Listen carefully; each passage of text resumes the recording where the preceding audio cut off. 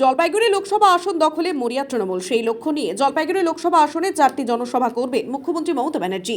জানা গিয়েছে জলপাইগুড়িতে 4টি সভা করবেন মুখ্যমন্ত্রী। আগামী 4 এপ্রিল জলপাইগুড়ি লোকসভা কেন্দ্রের মাল বিধানসভা, 5 এপ্রিল জলপাইগুড়ি বিধানসভা, 13 এপ্রিল ডাবগ্রাম ফুলবাড়ি বিধানসভা এবং 16 এপ্রিল ধূপগুড়ি বিধানসভায় জনসভা করবেন মুখ্যমন্ত্রী।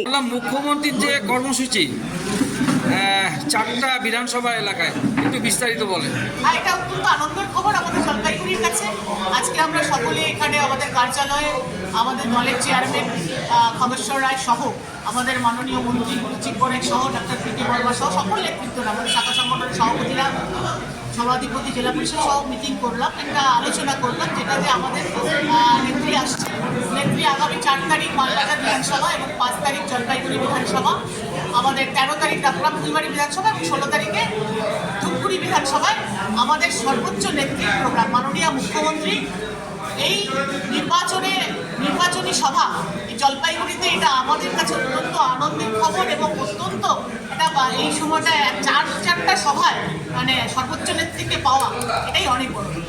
প্রস্তুতি কি হচ্ছে? এই প্রস্তুতির জন্য আজকে মিটিং হলো।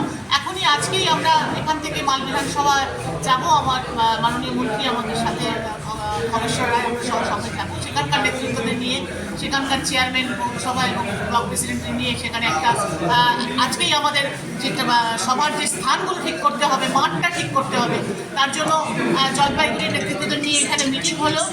এখানেও দু একটা মাঠের আলোচনা হলো, সেটার আমার ফাইনাল যেহেতু উনি তো আমাদের নেত্রী মাননীয় মুখ্যমন্ত্রী, তাই তার যে প্রশাসনিকভাবে তার সিকিউরিটিগুলো এগুলো দেখে দিয়ে তো করা হয়। সেই ক্ষেত্রে মাঠগুলো আমরা দু একটা মাঠ যেটা চিন্তা করছি সেটা ফাইনাল এখনো হয়নি, সেটা দেখে আমরা